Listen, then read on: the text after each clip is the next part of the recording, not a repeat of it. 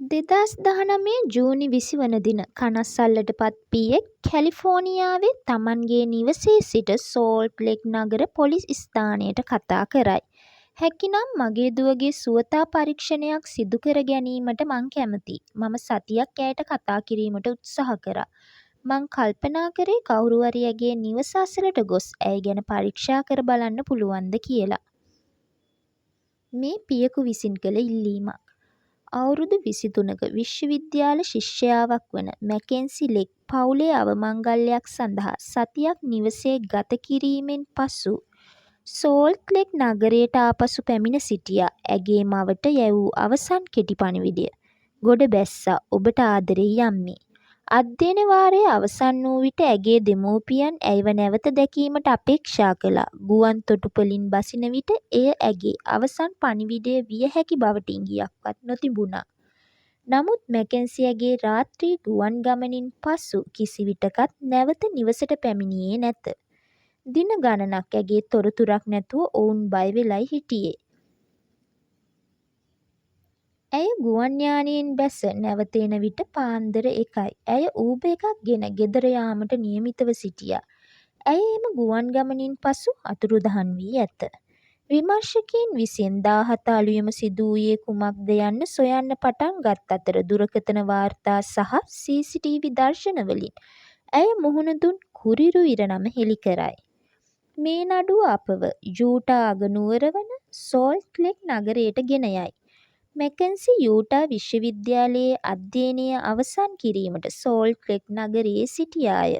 ඇගේ ආච්චිගේ අවමංගල්‍යයට සහභාගී වී කැලිෆෝනියාවේ සිට ආපසු යන ගමනේ පසු ඇය පිළිබඳ තොරතුරක් නොවීය. ඇගේ පියාගේ ඉල්ලීමට අනුව ඇය නැවතී සිටි නවාතැන පරීක්ෂා කිරීමට එහි ගිය නිලධාරීන්ට පෙනෙන්නට තිබුණේ ඇය ආපසු පැමිණ නොමැති බවයි. ඇගේ පාසලෙන් සහ වැඩ කරන ස්ථානයෙන් සොයා බැලූ විටද දැනගැනීමට ලැබුණේ ඇය නැවත නොපැමිණි බවයි.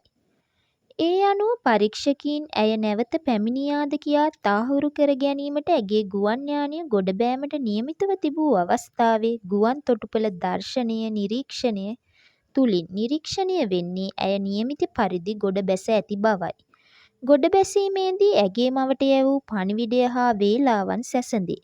ඇය ගුවන් තොටුපළින් පිටව ගොස් අලුයම 2:40ට කුලී මෝටර් රථයකට නැගීමට සිටින CCTV දර්ශන පරීක්ෂකවරුන් විසින් සොයා ගැනේ. ඇයගේ පියා විසින්ද මේ පිළිබඳව සොයා බැලීමේදී ඔහුට දක්නට ලැබුණේ ජූනි 10 වන දින මැකෙන්සිගේ බැංකු ගිණුමෙන් ඩොලර් 300ක අසාමාන්‍ය මුදල් ගනුදෙනුවක් සිදු වී ඇති බවයි. ඇය මෑත කාලයේ සිට ඇගේ දෙමව්පියන්ගෙන් මුදල් ගෙන නැත. ඇය ටියුෂන් ගෙවීම් හෝ කුලිය සඳහා උදව් කරන ලෙස ඉල්ලා සිටියේද නැත. ඇය මෑතකදී නව ගෘහභාණ්ඩද මිලදීගෙන තිබුණාය. නමුත් එම මුදල් ඇයට ලැබුණේ කොහොමද කියලා ග්‍රෙග් දැන සිටියේ නැත. එය ජීව විද්‍යාත්මක පරීක්ෂණ සමාගමේ රැකියාවෙන් ලැබෙන ආදායම නිසාද? නැත්නම් වෙනත් මාර්ගයක් ඔස්සේ ලැබුණාද යන්න මැකෙන්සිගේ සහෝදරයා දැන සිටියාය. ඇය ටින්ඩර් රෙදුම හරහා පිරිමි මුණ ගැසී ඇති බවයි. ඇයට පාක් නගරයේ පෙම්වතෙකු සිටිය හැකි බවද මොහු දැන සිටියා. ඇය ටින්ඩර් හරහා පිරිමි මුණ ගැසුණු බව ඇගේ යෙහෙළියකද සනාථ කළා. පරීක්ෂකවරුන් විසින් මැකෙන්සි අතුරුදහන් වූවන්ගේ ලයිස්තුවට ඇතුළත් කරයි. ඇගේ පවුලේ ඇය සමාජ මාධ්‍ය ඔස්සේ ඇයට සම්බන්ධ වෙන්න උත්සාහ කරමින් වීඩියෝ දැම්මද ඇය පිළිබඳ කිසිදු තොරතුරක් නොවීය. පරීක්ෂකවරු ඇය පිළිබඳ පරීක්ෂණ පුළුල් කළාය. ඒ අනුව ඇය හා සම්බන්ධතා පැවැත්වූවන්ගෙන් ප්‍රශ්න කිරීම ආරම්භ කරා.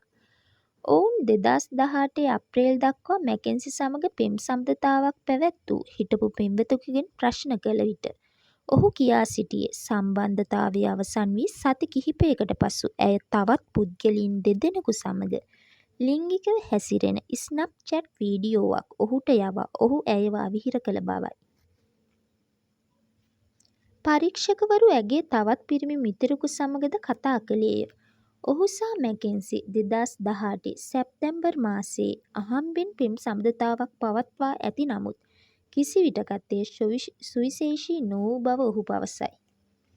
මැකෙන්සි කැලිෆෝනියාවෙන් ආපසු පැමිණි විට හමුවීමට සැලසුම් කර ඇති බවත් පැවසූ මෙම මිතුරා මැකෙන්සි ෂුගර් බේබි කෙනෙක් බවත් එයින් අදහස් කරන්නේ ඇය ඇයට තෑගි සහ මුදල් ලබා දෙන පිරිමින් ෂුගර් ඩැඩීලා සමග සම්බන්ධ වී ඇති බවත්ය. මෙය ඇගේ අභිරහස් ආදායම් මාර්ගය විය හැකිය. ඇය ටෙඩින් ඇප් එකෙන් සහ ටින්ඩර් මෙන්ම මෙම අරමුණ සඳහා සැකසූ වෙබ් අඩවි භාවිතා කළාය.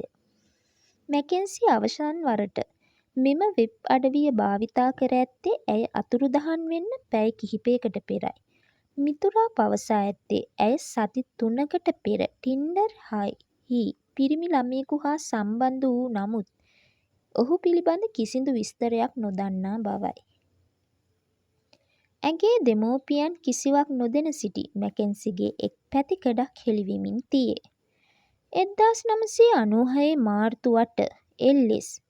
සෙගුන්ඩෝහි බීච්සයිඩ් එල්.එස්. උපනගරයේ උපත ලැබූ ඇය ඇගේ දෙමව්පියන්ගේ දෙවැනි දරුවා වූ අතර දරුවන් 4 දෙනෙකු සිටි පවුලේ එකම ගැහැණු දරුවා විය.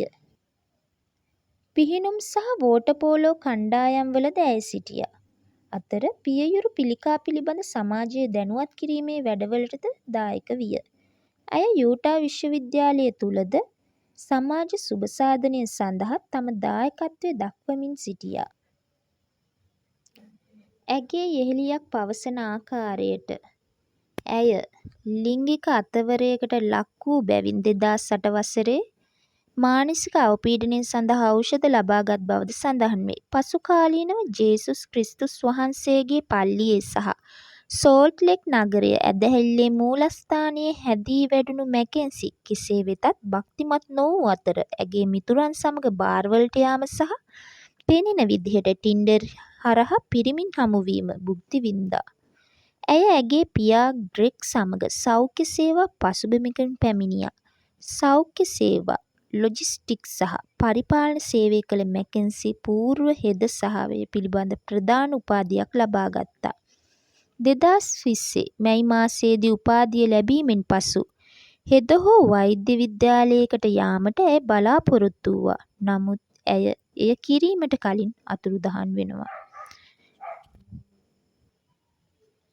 පරීක්ෂකවරුන් විසින් මැකෙන්සි අවසන් වරට ගමන් කළ රථයේ රියදුරු සොයා ගන්නවා. ඔහුගෙන් ප්‍රශ්න කිරීමේදී ඔහු පවසන්නේ 17 වෙනිදා අලුයම 2:40ට ඇයව රැගෙන ගිය බවත් අලුයම 2:59ට 16 ඊස්ට් සෙන්ටර් වීදියේ උතුරු සෝල්ට් ලේක් පසු කර පාක් හැච් උද්‍යානයේ ළඟින් ඇය බැස්ස බවත් ඇගේ මිතුරෙකු මෝටරයකින් පැමිණ ඇය රැගෙන ගිය බවත් මොහු පවසයි. පරීක්ෂකවරුන් මැකෙන්සිගේ තොරතුරු රැස් කිරීමට විද්‍යුත් ගිණුමක් විවෘත කරයි. එයට විවිධ පුද්ගලයින් තොරතුරු රැසක් එව්වද ඒවා සත්‍ය කරුණු නොවීය. ජූනි 23 පවුලේ විවාහ මංගල්‍ය උත්සවයක් පැවැත්වුණද මැකෙන්සි කලින් ආසන වෙන්කර තිබුණද මෙම උත්සවයට සහභාගී වීමට පිටත්ව යාමට ඇය ගුවන් තොටුපළට නොපැමිණියාය. ඇගේ බැංකු වාර්තා බැලූ විට ඇය ජූනි 17 අලුයම පැමිණි රථයට ගෙවීම් කළාට පසුව කිසිදු බැංකු ගනුදෙනුවක් සිදු වී නැත. ඒ අනුව ජූනි 17 අලුයම කාලය තුළ හැච්පාක් ප්‍රදේශය තුළ දුරකථන සංඥා නිරීක්ෂණය කළ විට දුරකථන 6ක දක්ත සටහන් වුවද ඉන් එක් දුරකථනයක් පමණක් මෙම ප්‍රදේශ තුළ කිහිප විටක් ක්‍රියාත්මක විය. එය රියදුරාගේ සහ මැකෙන්සිට අමතරව තුන්වන පුද්ගලයෙකුගේ විය. එය අවුලා නම් පුද්ගලයෙකුට අයිති බව සොයා ගැනේ. අවුලාගේ දුරකථනය අලුයම 3ට පෙර මැකෙන්සිගේ දුරකථනයට සමාන දුරකථනයකට ඇමතුම් ලබාගෙන ඇත. මැකෙන්සිගේ දුරකථනය අලුයම 2:58ත් 2:59ත් අතර විසන්ධි කළ විට දුරකථන වාර්තාවලින් පෙනී ගියේ මැකෙන්සි සහ අවුලා කෙටි පණිවිඩ යෙදුම හරහා සංවාදවල යෙදී සිටි බවයි. මේ අනුව පරීක්ෂකවරුන් අවුලා ගෙන්වා ඔහුගෙන් ප්‍රකාශයක් සටහන් කරගන්නවා. ඒ අනුව ඔහු මැකෙන්සිව හඳුනන්නේ නැති බවත් ටෙඩින් ඇප් එක හරහා ඔහු සමහර අවස්ථාවල එහි සිටින අය සමග කතා කරන බවත් මැකන්සි එක කතා කළාද මතක නැති බවත්, එදින දවස පුරා ඔහු තම නිවසේම සිටි බවත් ප්‍රකාශ කරනවා. පරීක්ෂක නිලධාරීන් ඔහු කී සියල්ල විශ්වාස කළා යැයි ඔහුට ඒත්තු ගන්වා ඔහුව මුදා හැරියද යම් තොරතුරක් ගැනීමට අවශ්‍ය බව දන්වා ඔහුගේ දුරකථනය පොලිස් භාරයට ගන්නවා. ඊට පසු දින අවුලාගේ නිවස සෝදිසි කිරීමට වරෙන්තුවක් ගෙන ඔහුගේ නිවසට යනවා. එහි යන විට එහි ඔහු සහ තවත් එක් පුද්ගලයෙකු රැඳී සිටිනවා. නිවස සෝදිසි කරන තුරු ඔහු පුස්තකාලයට යන බව පවසා ගියද ඔහු පුස්තකාලයට නොගොස් සාප්පුවකට ගොස් අලුත් දුරකථනයක් මිලදී ගන්නා අයුරු ඔහු ලුහුබැඳ ගිය රහස් පරීක්ෂකවරු දකිනවා. ඔහුගේ නිවස තුළින් මැකන්සිගේ කිසිදු හෝඩුවාවක් ලැබෙන්නේ නැත. ඔහුගේ මිදුල පිටුපස යමක් පුළුස්සා තිබෙන අයුරුද අලුතින් සිට වූ මල් පැල 20ක් පමණ තිබෙන අයුරුද දක්නට ලැබෙනවා. අසල්වාසීන් පවසන්නේ 17 වන දින යමක් පිලිස්සූ බවත් එයින් ඉතාමත් පිළිකුල් සහගත දුර්ගන්ධයක් ආ බවත් පවසනවා. ඔහුගේ මෝටර් රථය තුල තිබි පිහි කිහිපයක්, මිටියක් සහ පිස්තෝලයක් සොයා ගන්නවා. මේ නිසා මොහුව අත්අඩංගුවට ගෙන දෙවන වරටත් ප්‍රශ්න කිරීමේදී මොහු වරදක් කළ බව පිළිගන්නේ නැත. මැකෙන්සිව හමු නොවුණු බවම මොහු පවසයි. ඔහුව රඳවාගෙන පරීක්ෂණ කටයුතු දිගටම කරගෙන යයි. ඔහුගේ මිදුල පිටුපස පිලිස්සූ තැන පරීක්ෂා කිරීමට පොලිස් සුනකයින් ගෙන්වයි. ඒ අනුව බල්ලා විසින් යමක් සොයා ගනී. පිලිස්සූ දෙය පිළිබඳව ප්‍රශ්න කිරීමේදී මොහු කියා සිටියේ ඔහුගේ පරණ ඇඳුම් සහ කුණුරොඩු පිලිස්සූ බවයි. ඒ පිලිස්සූ ද්‍රව්‍ය දමා මල් පැල සිට වූ බවද මොහු පවසයි. ඔහුගේ ගරාජයේ සීතකරණයේ ලේ තිබී හමුවේ. එයටද ඔහු කීවේ ඔහු ආහාර සඳහා එළුවන් මරා හම ගහන්න නැතුව පුළුස්සන බවත් ඒ එළුවන්ගේ ලේ බවත්ය. පරීක්ෂණ කිරීමේදී පිලිස්සූ මිනිස් පටක කොටසක්, අස්ථි කැබැල්ලක්, මිනිස් හිසකෙස් සහිත හිස් කබල් කොටසක් සොයා ගැනේ. මෙහි DNA වාර්තාවලින් එය මැකන්සිගේ බව තහවුරු වේ. අපි දැන් බලමු AJගේ පසුබිම මොකක්ද කියලා. 1988 දී උපත ලැබූ AJ නයිජීරියාවේ හැදී වැඩුණු නමුත් ඔහු ශිෂ්‍ය වීසා බලපත්‍රයක් මත ඌටා ප්‍රාන්ත විශ්වවිද්‍යාලයේ ආරම්භ කළ 2009 සිට ඌටාහි ජීවත් වුණා. මොහු වෙන වෙනම 3 වතාවක් විශ්වවිද්‍යාලයට ආපසු ගිය නමුත් උපාධිය ලබා ගත්තේ නම් නැහැ. ඔහු 2014 සිට 2015 දක්වා ඌටා ආරක්ෂක බලකායේද සිටියා. මොහු එහිදී මූලික පුහුණුව සම්පූර්ණ නොකරම රෝගී තත්ත්වයක් ඉදිරිපත් කර එයින් අයින් වෙනවා.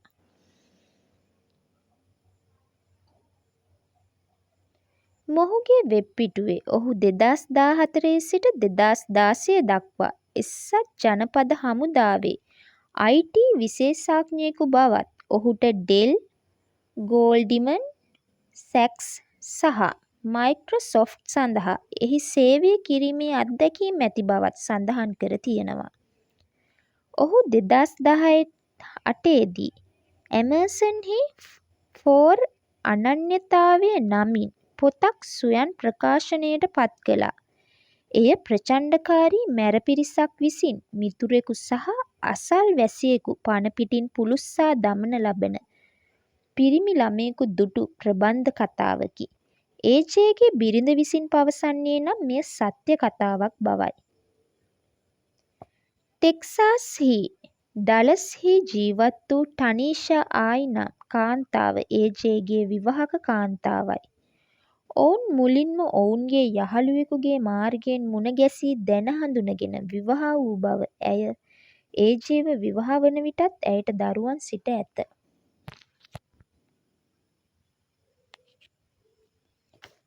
ඔහු ඇගේ දරුවන්ගේ වියදමට පවා මුදල් ලෙවා ඇත. ඇයට 23න් ඔවුන් විවාහ වී ඇත. ඇයට 27න් පසු ඇය ඔහුත් සමග එකට ජීවත් වී නැත.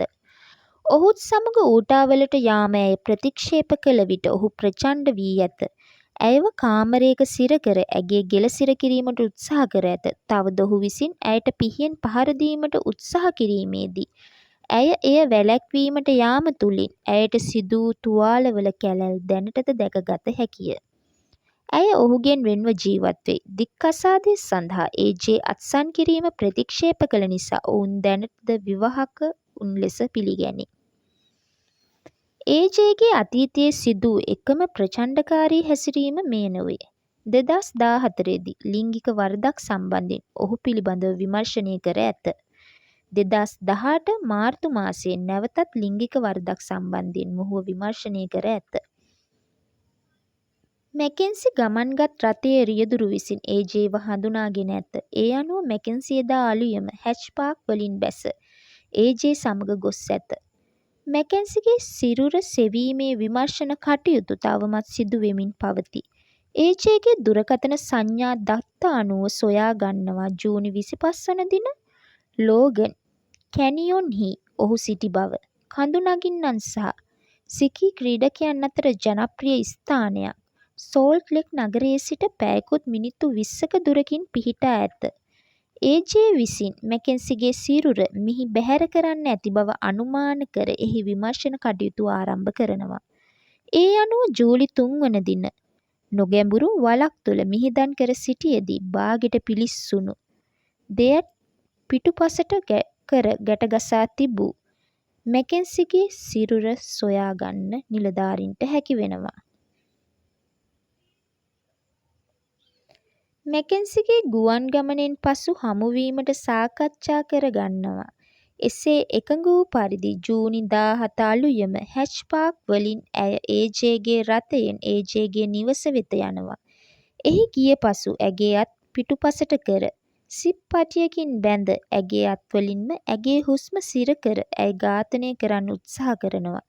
එය වැරදුණු කල පටියක් ගෙන ඇගේ හිසෙහි පිටුපසට පහර දී ඇය ඝාතනය කර ඒ.ජේගේ වත්ත පිටුපසට දමා පුළුස්සන්නගත් උත්සාහය අසාර්ථක වෙන්නේ එයින් වහනය වූ දුර්ගන්ධයට අසල්වැසියන් විරුද්ධ වූ නිසාවෙන්. ඇගේ සිරුර එහිම වල දමා ජූනි 25 වන දින ලෝගන් කැනියොන් වෙත බැහැර කරනවා. ඇගේ බඩු ටික ජෝර්දාන් ගඟට විසි කරනවා. ඒවා පසුව ගම්නියුරේ තිබී සොයා ගන්නවා. ඒ අතර මැකෙන්සිගේ යූටා විශ්වවිද්‍යාලයේ ශිෂ්‍ය හැඳුනුම්පත සහ ඇගේ බ්‍රා එක වගේ ඇගේ ඇඳුම්වල සමහරක් තිබුණා. ඒ ඇඳුම්වල පිලිස්සුම් සලකුණුත් තිබුණා. මොහු මුල සිටම හෝඩුවාවල් වසන් කරන්න උත්සාහ කරද ඔහු ඉතිරි කර ඩිජිටල් සලකුණු හේතුවෙන් එය ව්‍යාර්ථ වුණා. මෙය මොහු පෙර සිට සැලසුම් කර සිදු කර මරණයක් ලෙස හැඟෙන්නේ.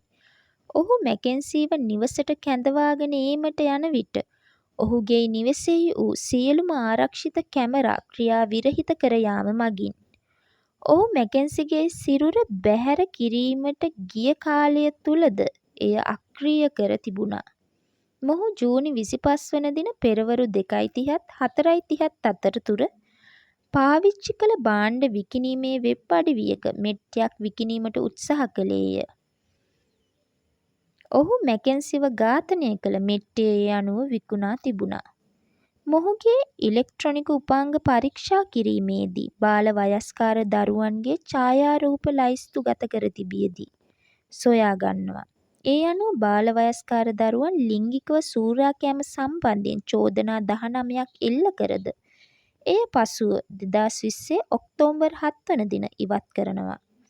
ඒ.ජේට පළමු මට්ටමේ උග්‍ර මිනිමැරුමකට සහ මිනිස් සිරුරක් කෙලිසීම සම්බන්ධයෙන් වරද පිළිගත් බැවින් නැවත සමාව නොදෙන ජීවිතාන්තය දක්වා සිරදඬුවමක් නියම කරනවා. උපාධි ප්‍රදානෝත්සවයකට සූදානම් වීමට බලාපොරොත්තුවෙන් සිටි පියෙකුට අවසානයේ අවාසනාවන්ත ලෙස ඇගේ අනුස්මරණ කටයුතු සූදානම් කිරීමට සිදුවෙනවා. මෙසේ මැකෙන්සි ලෙග්ගේ ඛේදාන්ත අවසානය වෙනවා. තවත් මේ වගේම කතා දැනගන්න කැමති නම් රැඳී ඉන්න අප සමග ගිහින් එන්නම්.